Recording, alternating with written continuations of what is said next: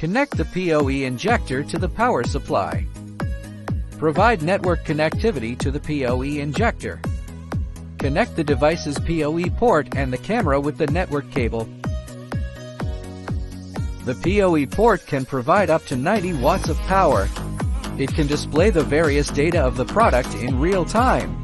Traditional PoE injectors require dedicated tools for configuration, while troubleshooting often relies on guesswork. Now, E-Link is offering you an intelligent AI-powered PoE injector with LED screen display for real-time monitoring. It can handle forest fire prevention, expressways, rail transit, construction sites, office buildings, and so on with ease. With this product, a single person is equivalent to an entire operation and maintenance team.